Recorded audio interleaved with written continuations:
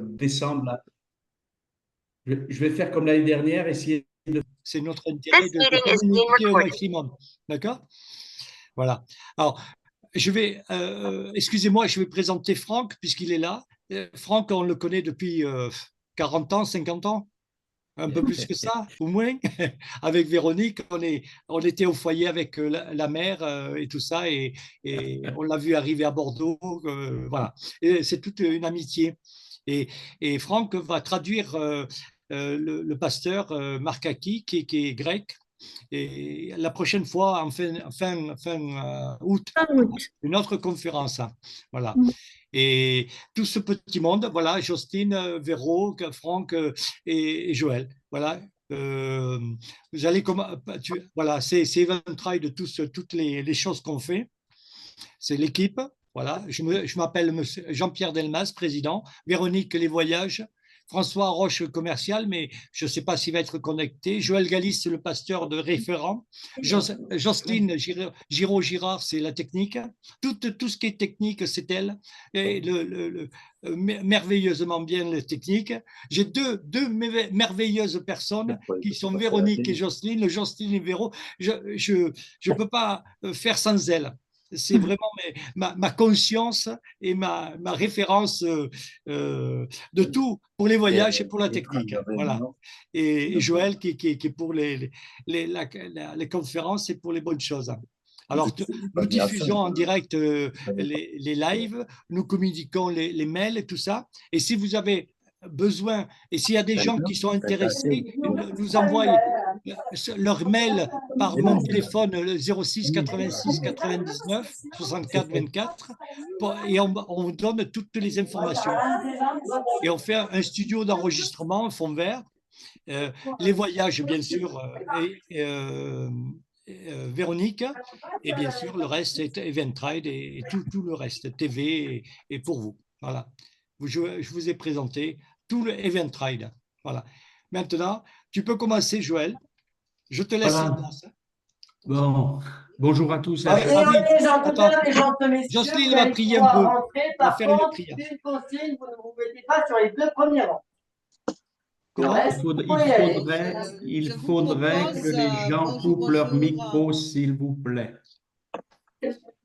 Parce que ça va être… Bonjour. J'entends des bruits de fond. Montrer un peu. Hop. Coupe ton son. Non, dedans.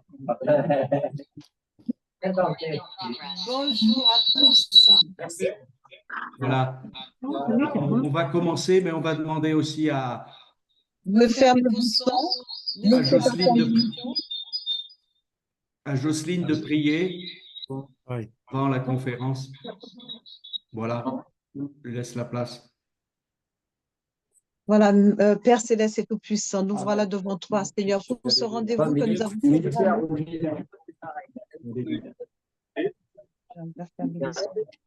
On va couper là. Didier, Il faut couper les micros.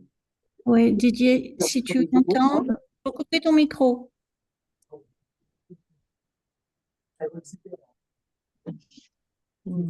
Bonsoir. Donc, nous allons prier, remettre ce moment à notre Seigneur. Alléluia. Père Céleste et Tout-Puissant, nous voilà devant toi, sous ce rendez-vous que nous avons programmé, avec toi, Seigneur, pour laquelle nous avons prié, Seigneur.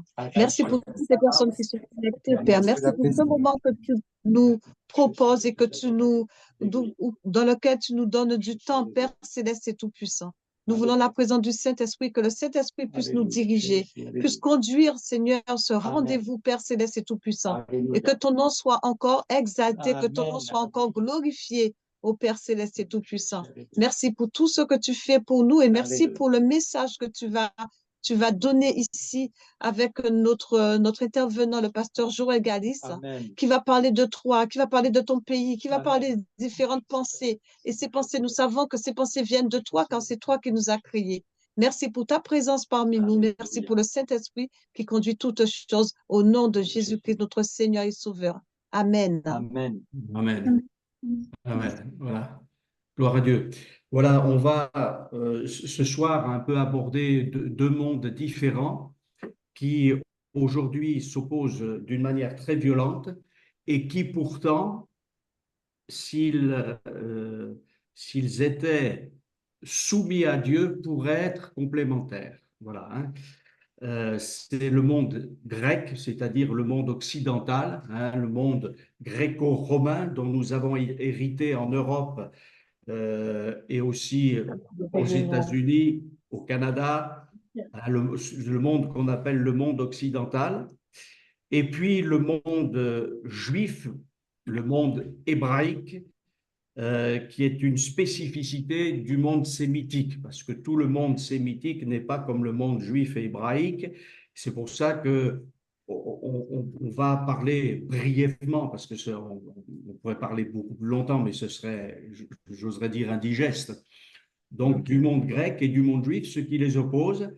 Et aussi, dans l'histoire, il faut savoir que, eh bien, il y a eu des oppositions très violentes. Qu'est-ce que tu vas toucher encore? Et encore aujourd'hui, finalement, sans qu'on s'en rende compte, dans notre Europe qui veut se construire sans Dieu, eh bien, il y a une opposition à tout ce qui vient de la révélation divine, de tout ce qui vient de la révélation hébraïque, de toute la révélation qui passe par le peuple juif, par le peuple d'Israël. Voilà. Je rappelais il y a quelque temps que la nouvelle alliance qui est citée dans Jérémie 31, 31, Dieu dit au travers de la bouche du prophète Jérémie, je susciterai, je résume, une nouvelle alliance, non pas comme l'alliance que j'ai faite avec vos pères dans le désert. Et cette alliance, elle est faite d'abord avec Israël, toutes les tribus d'Israël, non seulement Juda, mais également toutes les tribus d'Israël. Et ensuite, cette alliance, elle va, comment dirais-je, se manifester pour les nations, mais elle passe avant tout par le peuple juif. C'est le peuple juif qui est dépositaire de toutes les alliances, de la loi, voilà, de toutes les promesses. Et donc, ce peuple d'Israël, il joue le rôle de prêtrise pour le monde entier. Alors, ce qu'il faut bien savoir, c'est qu'aujourd'hui, bien sûr, beaucoup de Juifs sont loin de Dieu, sont loin de cette alliance.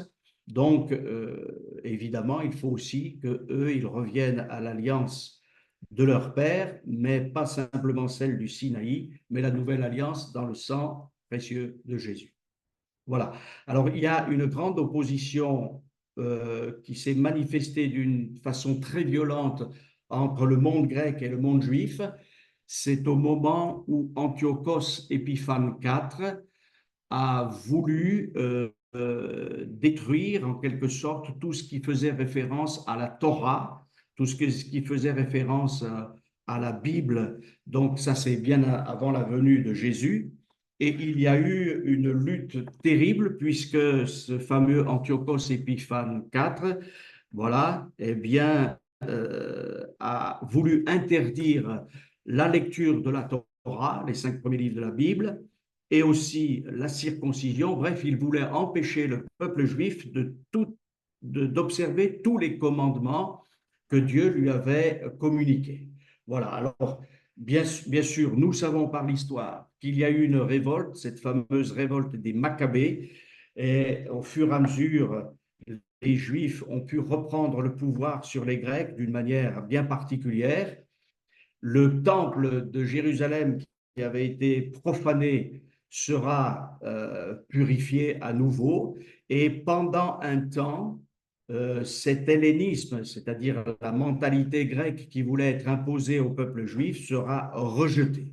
Malheureusement, au cours du temps, et ça c'est le problème d'Israël en général, à nouveau l'hellénisation s'est faite non pas par la politique, non pas par une domination, je dirais presque, comment dirais-je, dictatoriale, mais elle va se faire, et c'est ça la subtilité, elle va se faire par la culture. Hein, il faut toujours se méfier de la culture, parce qu'au travers de la culture, on peut imposer des choses qui finalement vont être à contrario de ce que Dieu veut pour nous. Voilà. Hein. Et nous savons que la culture aujourd'hui de notre monde occidental, elle est décadente, elle est impure, elle est opposé à toute la sainteté et à la moralité des Saintes Écritures. Voilà. Alors, après ce temps où le temple a été purifié, et c'est de là que vient la fête de Hanouka, hein, une fête qui est citée dans les évangiles, puisque c'est la fête de la dédicace. Hein, Jésus était là à un moment donné, la fête de la dédicace, je ne vais pas m'arrêter à cela, mais voilà, c'est cité dans les évangiles.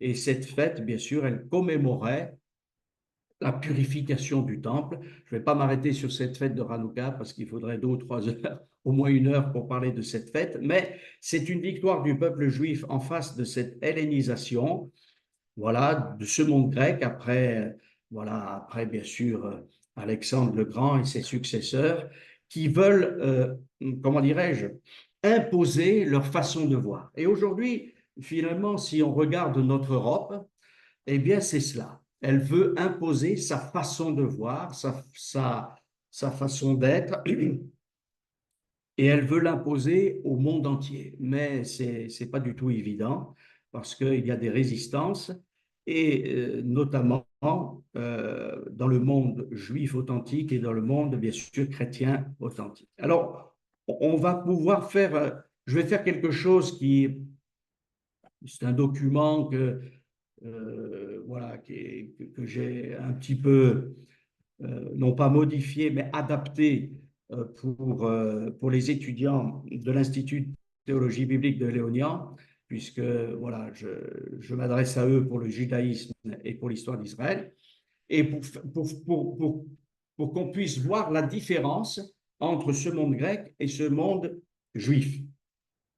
Mais j'ai dit tout à l'heure que euh, il y a des bonnes choses dans le monde juif, mais il y a aussi de bonnes choses dans le monde occidental. Le problème, c'est que le monde occidental, tout ce que comporte de bon le monde occidental, euh, vient, comment dirais-je, au service de Dieu, mais il y a aussi des choses qui sont très mauvaises et qui sont à mettre de côté. Je m'expliquerai plus tard. Hein.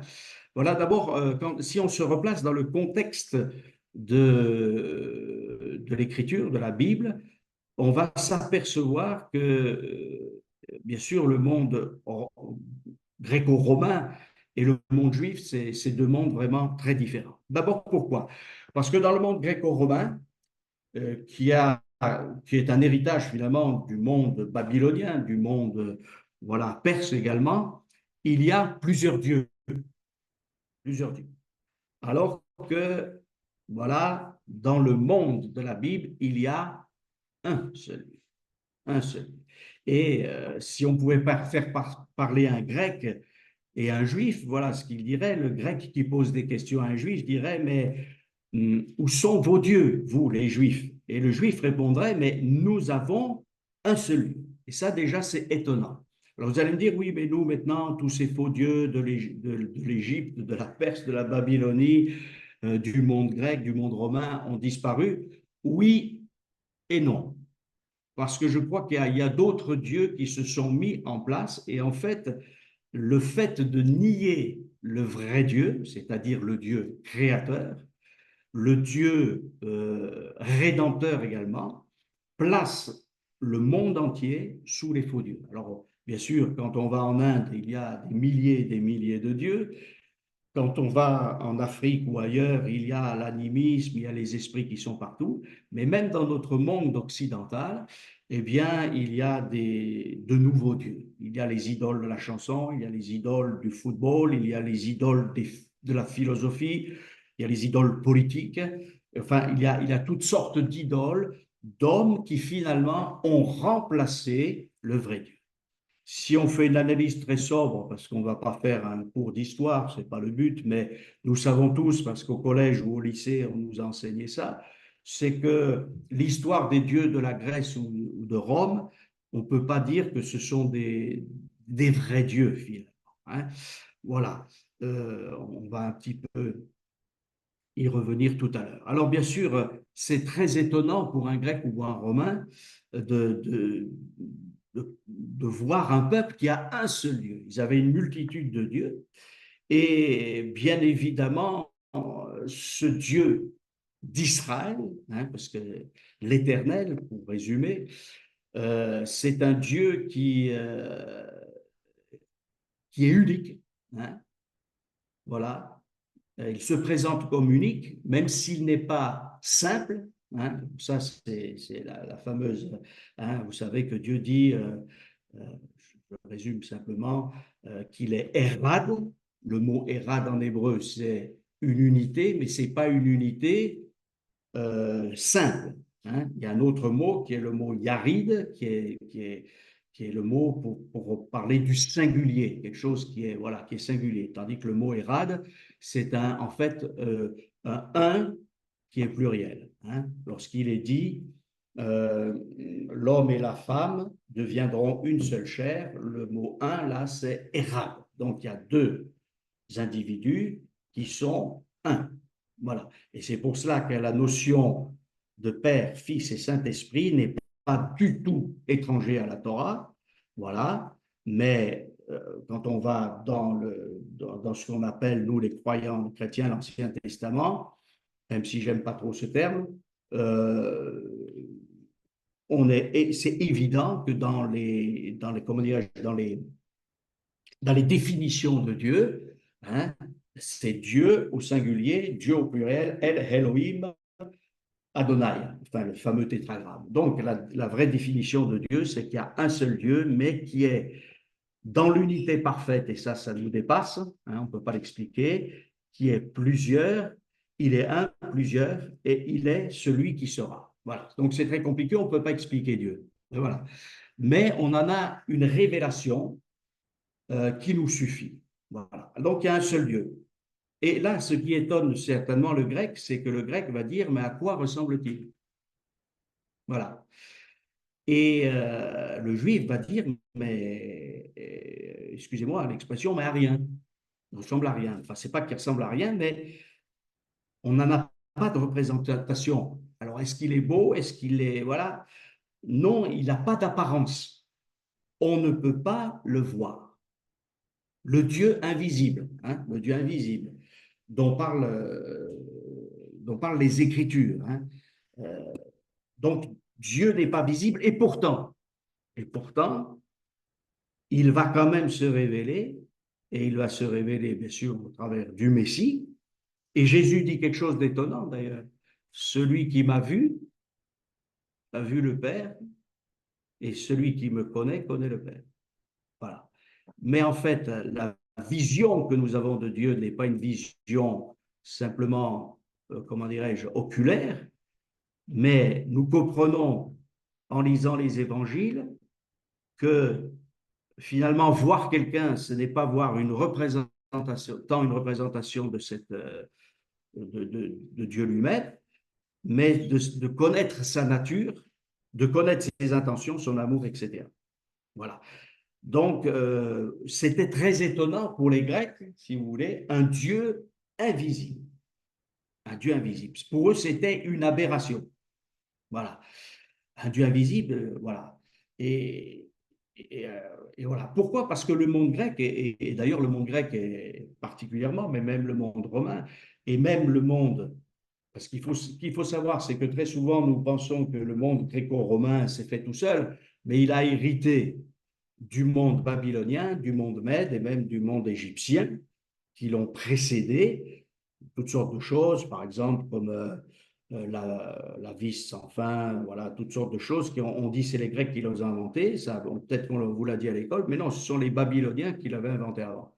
Donc il y a toute une transmission des nations qui se fait et au fur et à mesure, la civilisation part de l'Orient pour arriver à l'Occident.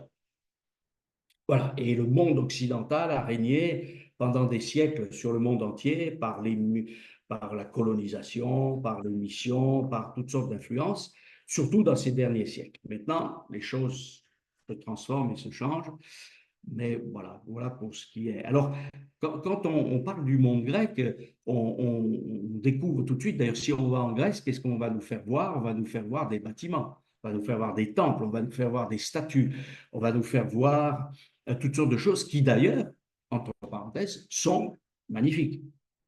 Voilà, on ne peut pas dire que c'est… Voilà, il y a une science de la construction, du beau, de l'esthétique qui est exceptionnelle. Voilà. Et si on regarde, par exemple, le monde hébraïque seul, on ne peut pas dire que les Juifs ont été des grands constructeurs.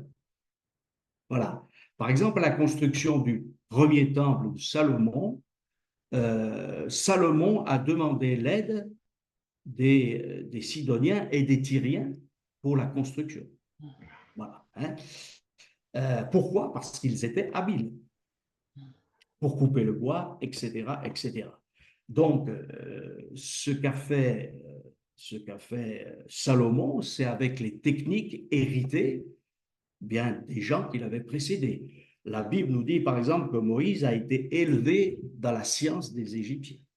Et on sait bien que les Égyptiens, voilà, c'était pas, ils savaient construire, ils savaient bâtir, même s'ils ont construit beaucoup de mausolées et de choses pour les morts, alors que le monde juif, lui, justement, en opposition, n'est pas le Dieu des morts. Dieu n'est pas le Dieu des morts, vous le savez ce qu'a dit Jésus, mais le Dieu des vivants. Voilà.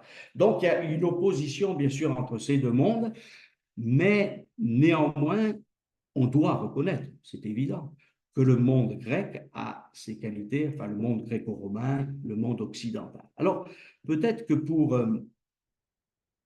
voilà, on ne peut pas faire de description de Dieu. Donc, pour un grec, il va dire, mais enfin, personne ne l'a jamais vu, ce Dieu. Ben non, personne. Voilà.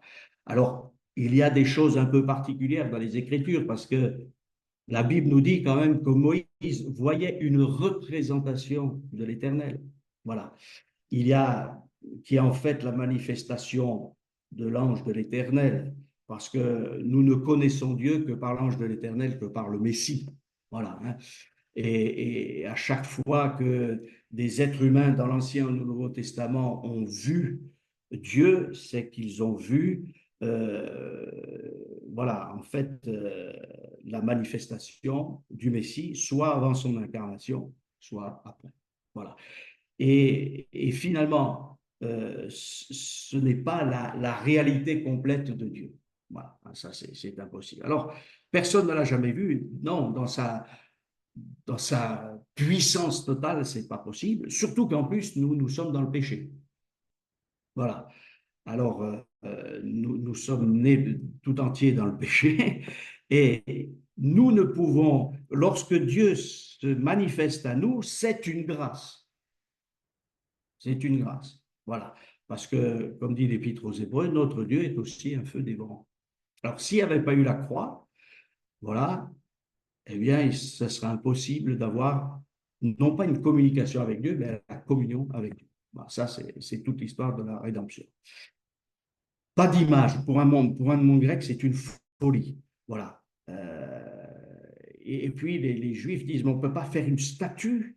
Non, non, on ne fait pas d'image. Il y a quand même quelque chose qui est très intéressant, c'est que tu ne te feras pas de représentation du divin. Alors que tous les, tous les, tous les dieux ont été représentés. Hein.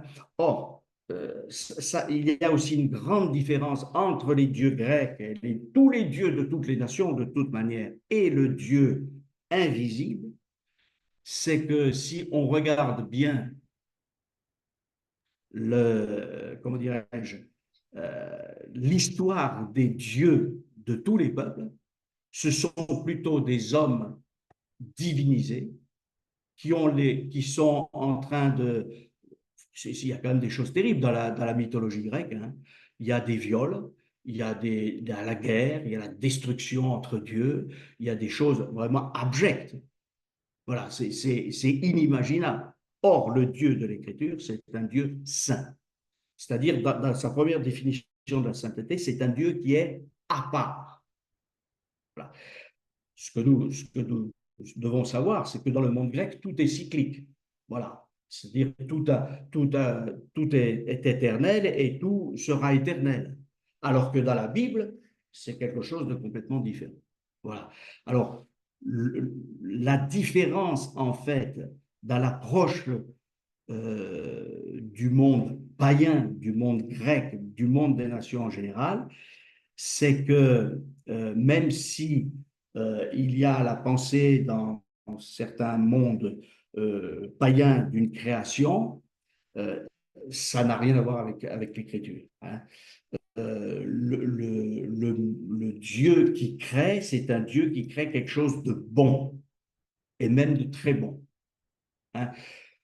Voilà, ça c'est quelque chose de très important. Tandis que alors je pourrais dire aussi peut-être ce qui est intéressant, c'est que dans le monde occidental, ce qu'on aime d'abord, c'est le beau. Voilà, il faut que ce soit beau. Une belle voiture, un bel appartement. Et le mot beau, il revient très souvent. Voilà. Et finalement, l'esthétique, c'est quelque chose d'important. Enfin, moi, je sais que j'aime bien ce qui est beau. Enfin, je pense qu'on est tous pareils. On aime ce qui est beau. Mais tout est apparence dans notre société. Hein. On nous vend des beaux fruits qui n'ont pas de défaut, semble-t-il, mais sont-ils de bons fruits?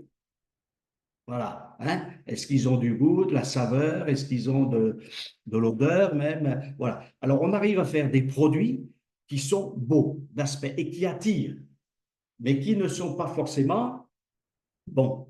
Et c'est pour ça que l'Écriture dit qu'il ne faut pas se fier aux apparences. Voilà. Le succès aussi, la richesse. Hein, on connaît le mauvais riche et Lazare. Et en permanence dans les Écritures, on va voir cela. Ce que Dieu demande, ce n'est pas qu'on soit beau, mais qu'on soit bon d'abord. Et ce qu'il y a d'extraordinaire, c'est que quelqu'un qui est bon, finalement, il devient beau. C'est pas vrai?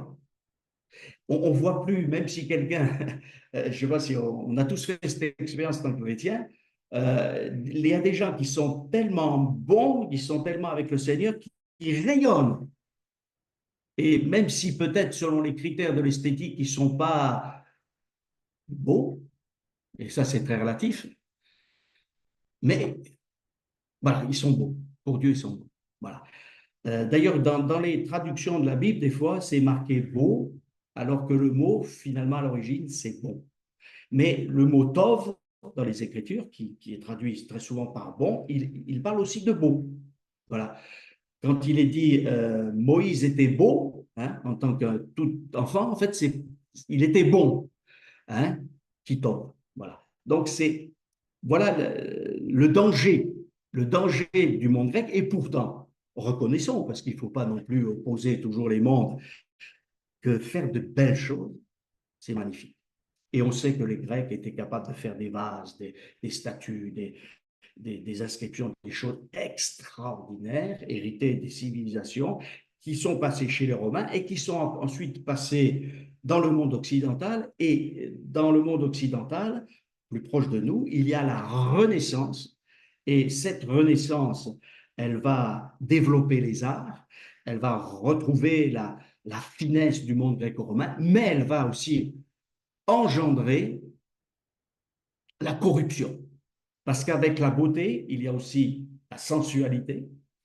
Et qui dit sensualité va jusqu'à la débauche, corruption des mœurs, etc. Voilà. Donc, ce qui est jouissif à l'œil, ce qui est propre aussi au corps. Hein. Alors, il y a un paradoxe dans le monde grec, c'est qu'on considère le corps dans certaines philosophies comme ce qui est mauvais, et pourtant, on fait des statues, on fait etc. Voilà. Donc, c'est aussi un paradoxe. Voilà, c'est comme ça. Alors, pas de description, pas d'image. Voilà. Et Dieu ne peut pas être défini. Voilà. Alors, le grec va peut-être poser cette question. Vos définitions par des livres, mais voilà. Dites-nous, voilà, comment Dieu, est-ce qu'on pourrait donner une définition de cette chose? Vous savez que dans notre monde grec, on est très rationaliste aussi. Voilà. Hein. Mais le ratio, c'est ce qui est limité. Voilà. Alors, le rationnel, c'est très bien quand on fait de la mécanique, quand on fait de la menuiserie, quand on fait quelque chose qui a un rapport avec le monde physique. Mais dès qu'on rentre dans le monde moral, mental, psychologique, même de l'âme, et alors là, du spirituel, alors là, on est complètement dépassé. Voilà. Pourquoi? Parce que autant la dextérité du monde grec occidental, ensuite la Renaissance a manifesté des peintres exceptionnels, etc. Et ça, on ne peut pas remettre ça en question. Il y a des choses magnifiques, voilà, belles, et qui font partie finalement du plan de Dieu quelque part. Voilà. Mais quand ces choses deviennent des dieux, des idoles, eh bien, on est complètement, on va vers la décadence et la corruption. Dieu ne peut pas être défini. D'abord, Dieu n'est pas une chose. Voilà. Dieu n'est pas une chose, il crée les choses. Voilà. Et ça, c'est pour le monde grec, c'est aussi quelque chose voilà, qui est un peu bizarre. Et puis pour le monde grec, la création, la notion de création, c'est toujours à partir de quelque chose. Voilà. C'est-à-dire que j'ai du bois, je vais tailler du bois. J'ai du métal, je vais forger ou je vais. Voilà. J'ai un morceau de marbre, je vais tailler dans le marbre. Voilà. Pour le grec, essentiellement, la création, et dans l'écriture, il y a aussi cette notion de création à partir de la matière, à partir de quelque chose. Mais il y a aussi, et c'est ce qui différencie le monde grec du monde juif, il y a aussi le fait que Dieu crée à partir de rien. Voilà. Et ça, c'est Genèse chapitre 1er, hein, voilà, au commencement, voilà, dans la primauté, dans le commencement. Là aussi, c'est très riche, mais enfin, voilà. Dieu va créer les cieux et la terre, et il part à partir de rien. Voilà. Cette fameuse création, comme on dit dans le jargon intellectuel, ex nihilo, à partir de rien. Il n'y avait rien lorsque tout a commencé. Et pour le monde grec, c'est une folie. Ouais, c'est une folie. Quelque chose qui est complètement insensé. Parce que pour la pensée grecque, le monde a toujours existé, il existera toujours. Or, on sait aujourd'hui, par la science, que c'est faux. C'est faux. Alors, sans être toujours sûr de ce que la science nous dit, parce que la science des hommes, elle peut être honnête ou malhonnête. Vous savez que Pierre lui-même, dans ses épîtres, parle de la fausse science. Voilà. Hein. Il y a des gens qui ont élaboré des théories et ils considèrent cette théorie comme absolue. Voilà. Notamment la théorie de l'évolution. Voilà. Donc, à chaque fois qu'on fait une découverte, on essaye de caler cette découverte avec cette philosophie. Voilà.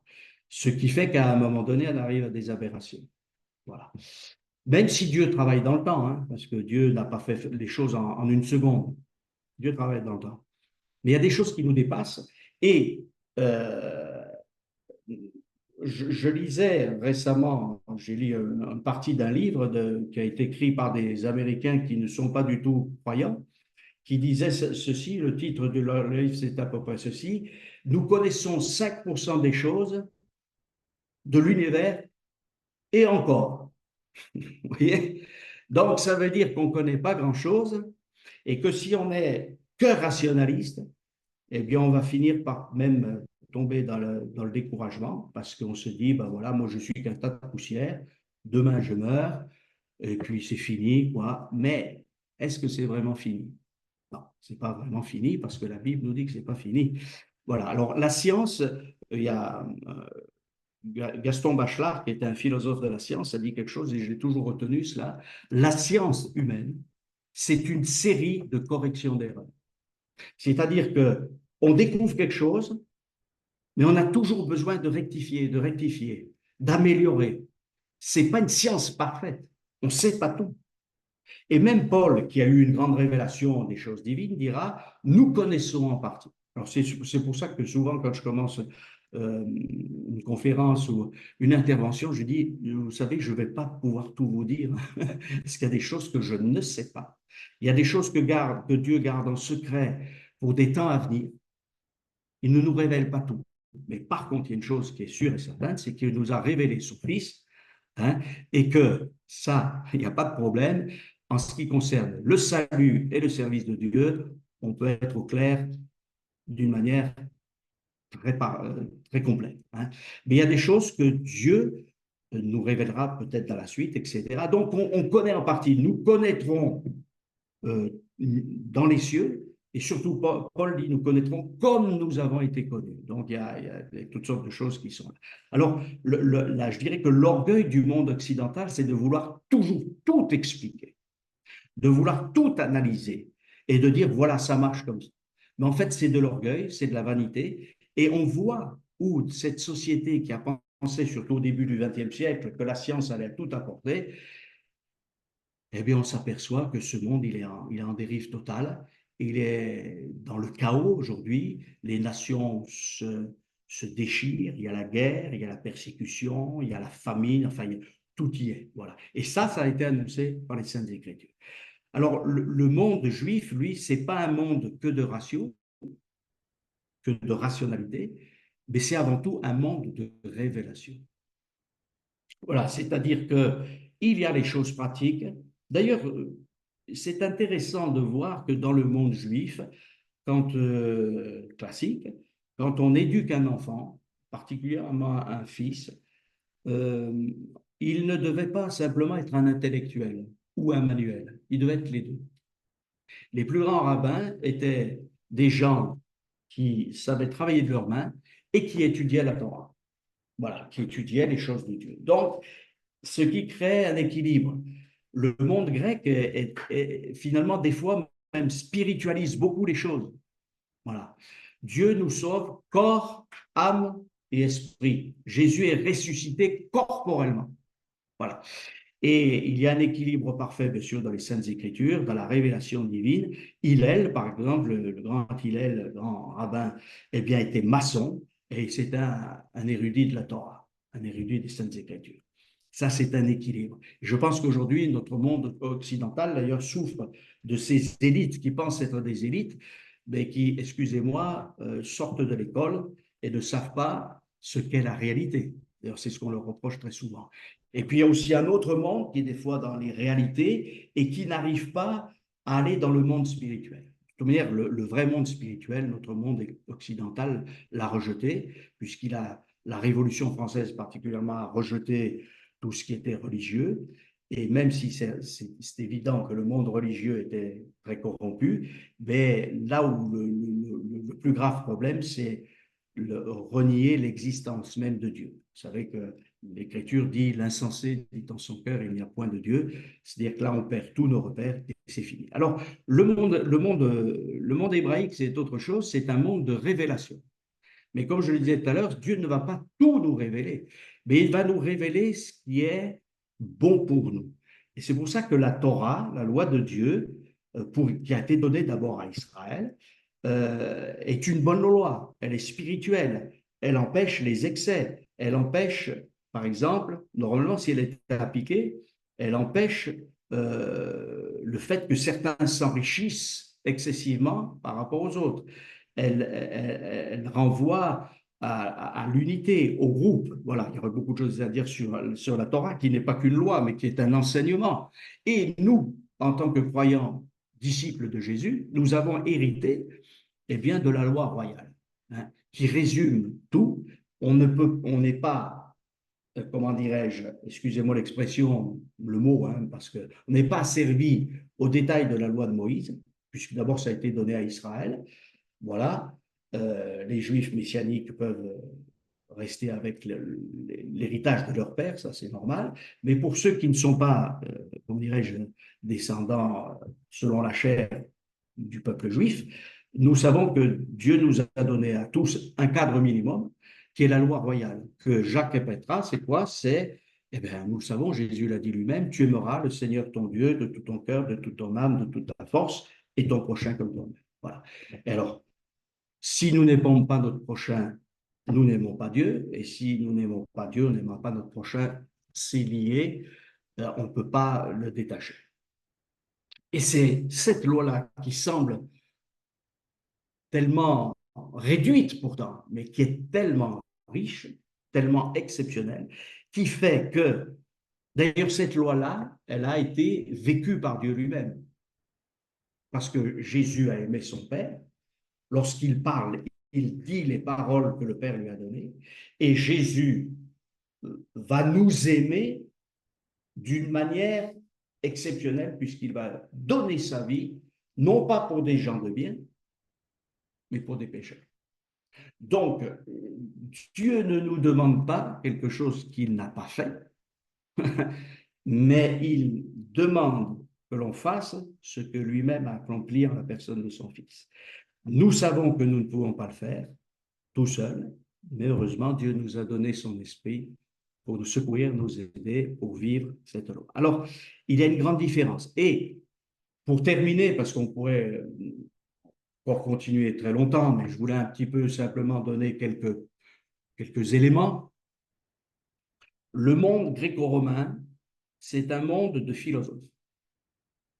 C'est un monde d'intellectuels. Des fois, j'aime pas trop ce mot intellectuel, parce que pourtant il est beau quelque part, mais il est tellement dévoyé, c'est-à-dire qu'il y a des gens qui réfléchissent, ils réfléchissent, et ils disent des fois des belles choses. Et on a quelques philosophes qui interviennent en ce moment en France, mais voilà, ils interviennent et puis après ils vous disent, certains, par exemple Michel Onfray, pour le citer, le christianisme, c'est une invention. C'est quelque chose qui a été construit. On a pris des textes de la Torah et puis on a fait croire aux gens que Jésus, voilà.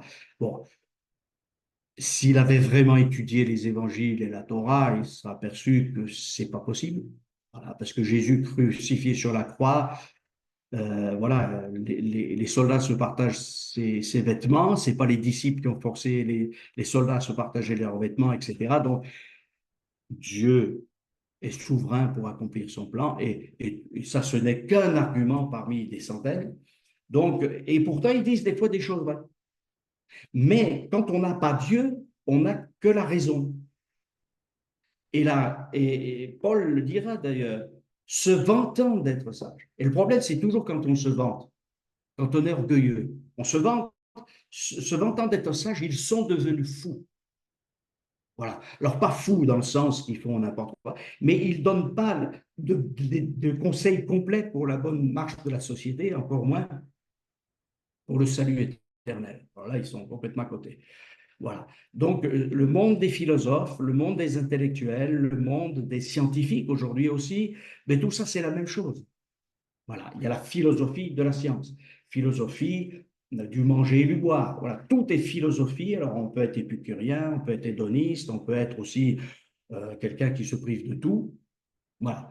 C'est une folie. Et puis, il y a le monde juif. Et le monde juif, c'est un monde particulier parce qu'il a en son sein une catégorie d'individus très bizarres qui s'appellent les prophètes, qui parlent de la part de Dieu. Et ces prophètes, eux, ils ne parlent pas de leur propre fond, mais ils reçoivent de Dieu un message qu'ils donnent au peuple. Et ce message qu'ils donnent au peuple, même ils le donnent parfois en étant contrariés. D'accord? On voit Jonas, on voit même Jérémie qui dit, mais Éternel, tu m'as séduit, tu m'as pas tout dit. C'est comme s'il avait dit, mais Seigneur, tu m'as presque trompé. Bon, on comprend son langage, c'est pas. Mais il dit, Seigneur, tu m'as pas tout dit. Je savais pas qu'il y avait des conséquences telles pour moi et puis pour mon entourage, etc.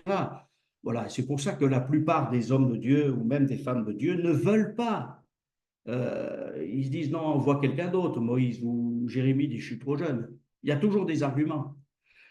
Mais finalement, voilà, même Ésaïe, voyant la sainteté de Dieu, et d'ailleurs c'est la sainteté de Dieu, hein, il dit, bon, qui enverrai-je? Et là, il sent qu'il faut qu'il réponde oui. Donc, ils acceptent, mais ils sentent bien que cette mission est au-dessus de leur force et de leur capacité.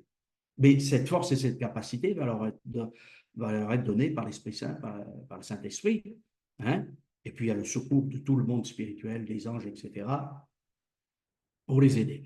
Et ces prophètes, ils parlent de la part de Dieu. Et c'est unique au monde. Bien sûr, il y en a qui ont.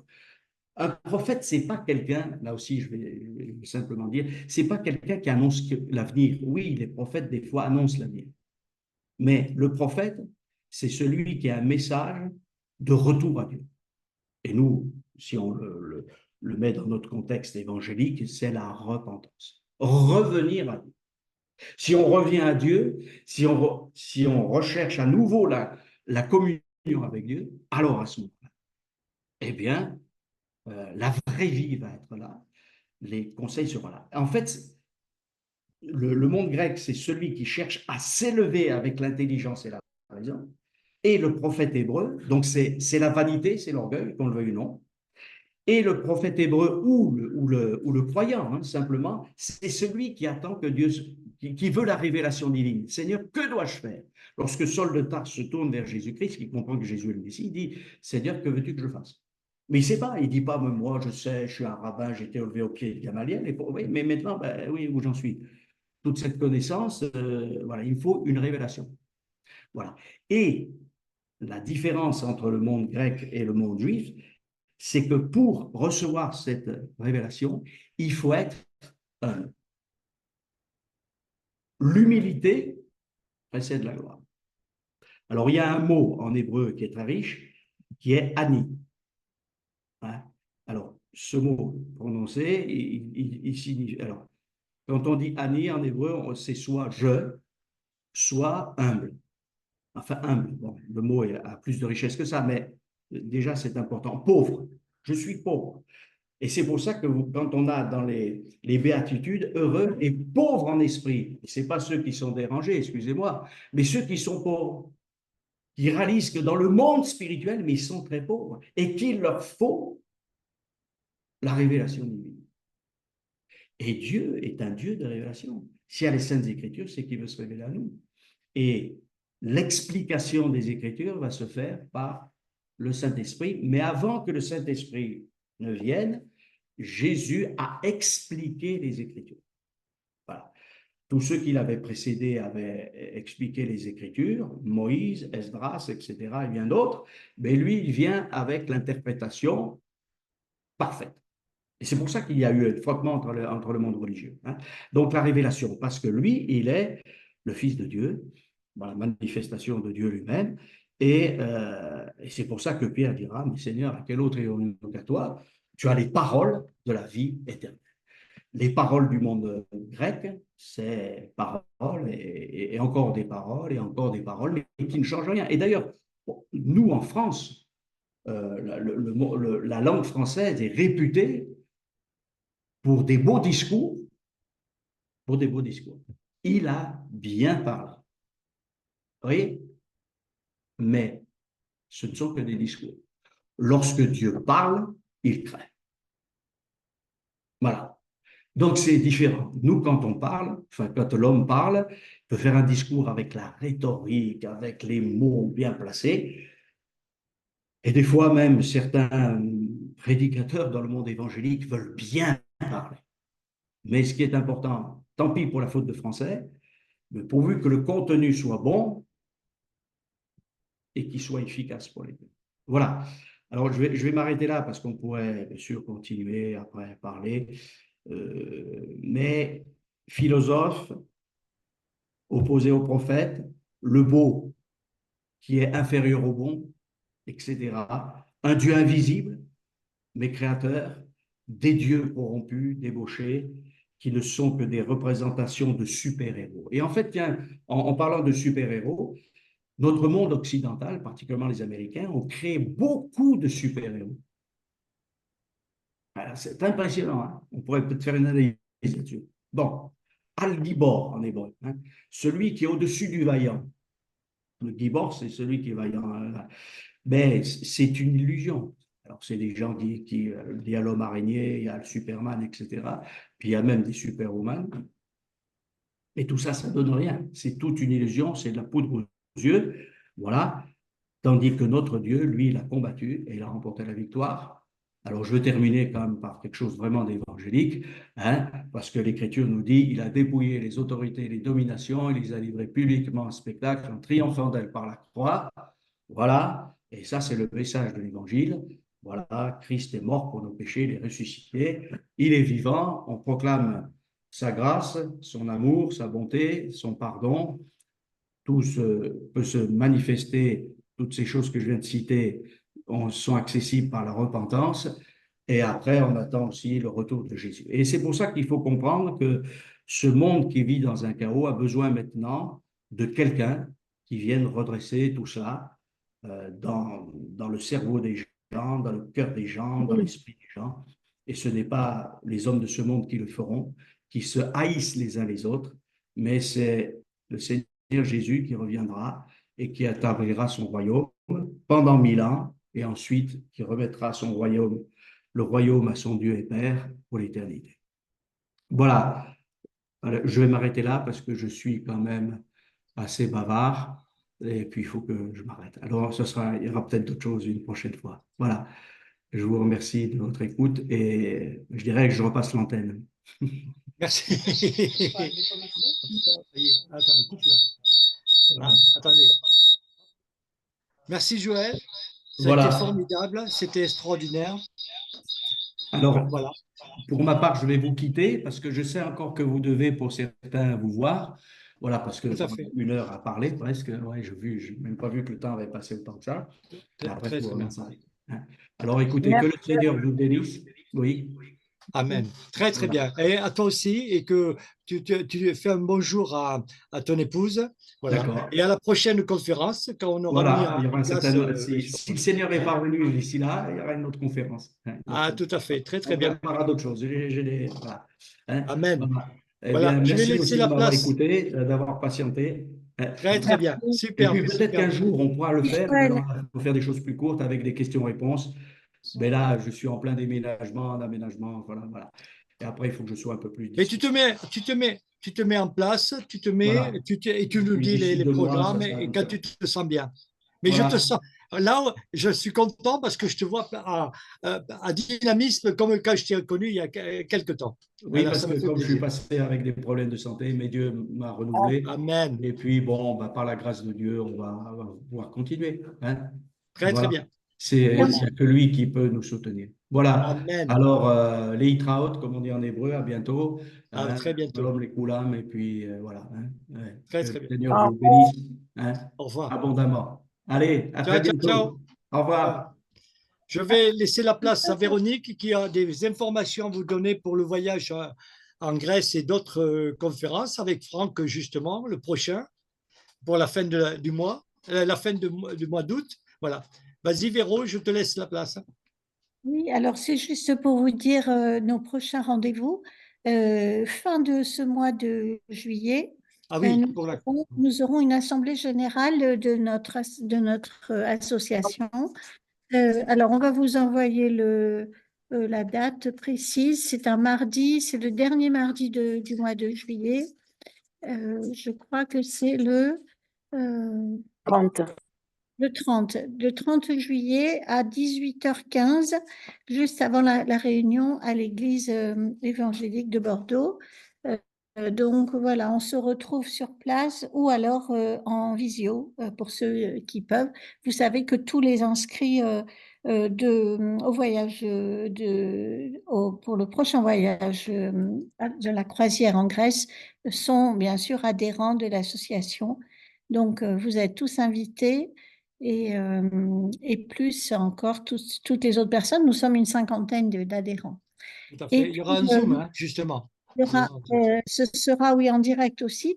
Et puis, on a une autre réunion, donc un autre Zoom, une autre conférence avec le pasteur Markaki, Georges Markaki d'Athènes, que nous avons rencontré tout dernièrement, qui nous parlera du juif, juif et du grec, c'est-à-dire, vous savez, il y a des passages dans la Bible et Franck Boudmer, qui est là, notre ami pasteur à Toulouse, sera le traducteur de Georges Markaki, qui est grec, bien sûr, mais qui parle très bien l'anglais, donc Franck pourra nous le traduire.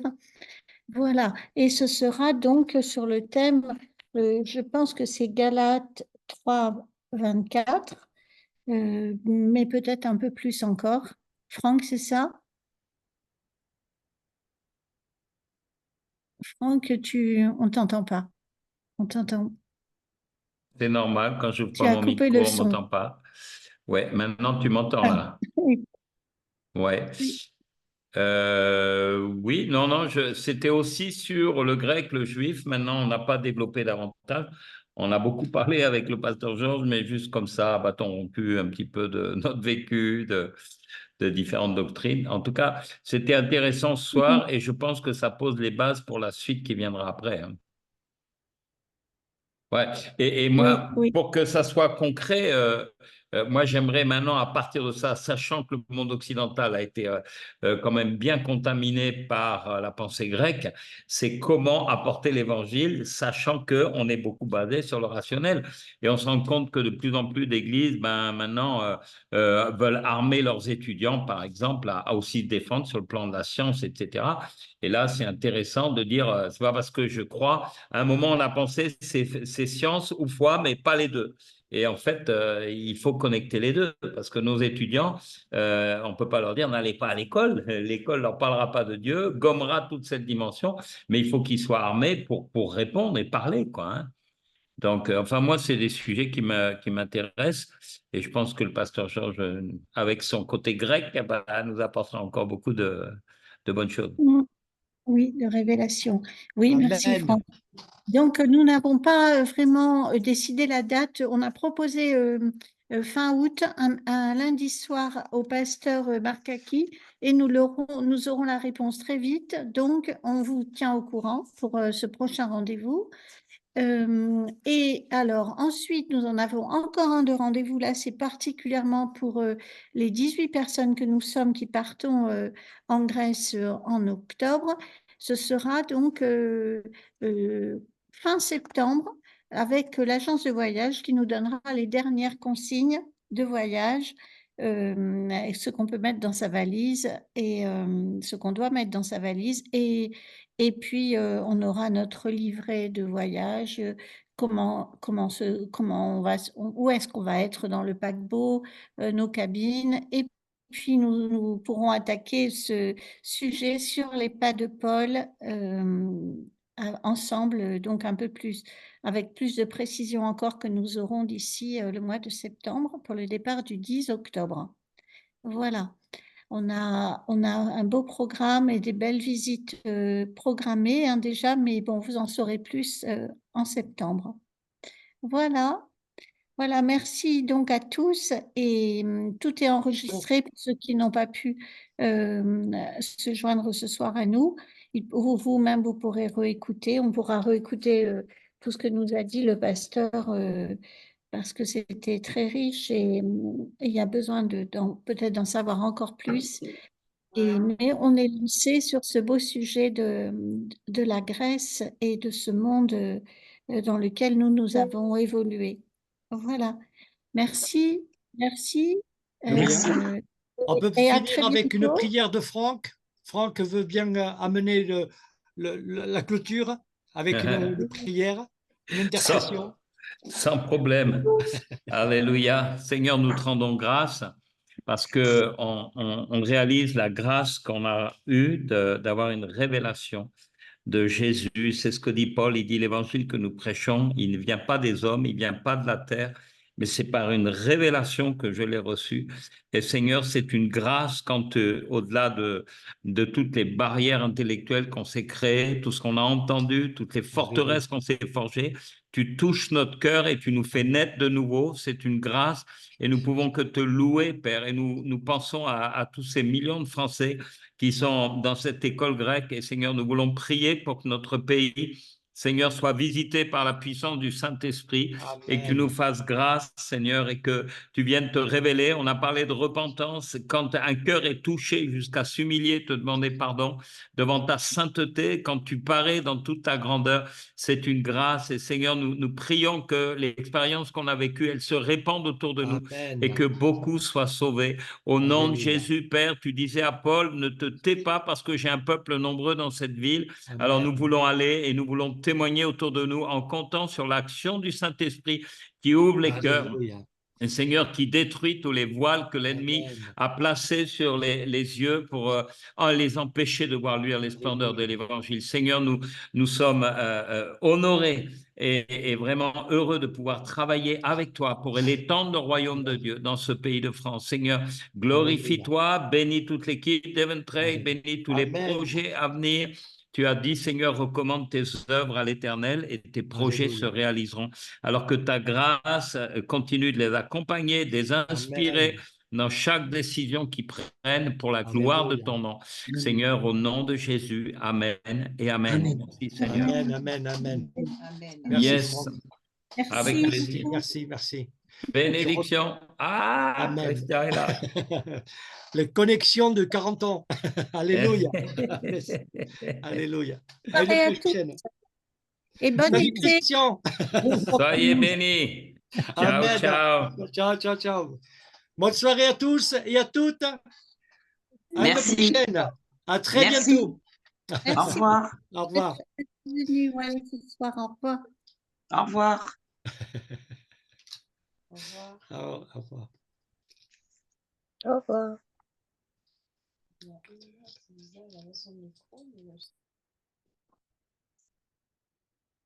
C'est pénible, toi. Il faut toujours que tu te mêles de. Mais c'est toi qui es pressé. Oui, et donc toi de tes. Qu'est-ce que j'en sais, moi? Parce que tu étais hyper proche. Et alors? Et alors? Et je vois pas où il est le truc, hein. Il y a bon comme ça pour moi. C'est bon comme ça pour moi. Créole. Tonton Robert. Qu'est-ce que j'ai mis? Le Zoom, c'est que ceux qui partent en Grèce, je te dirai. Et pour le chant, c'est pas marqué, seulement Dieu et toi.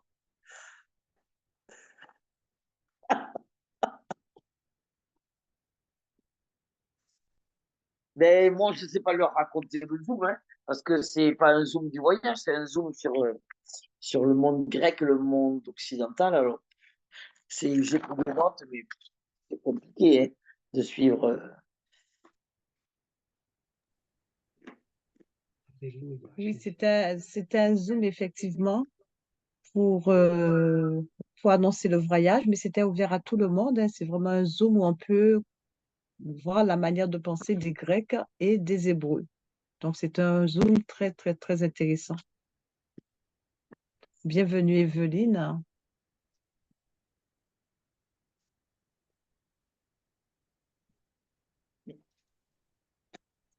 Ok. Oui.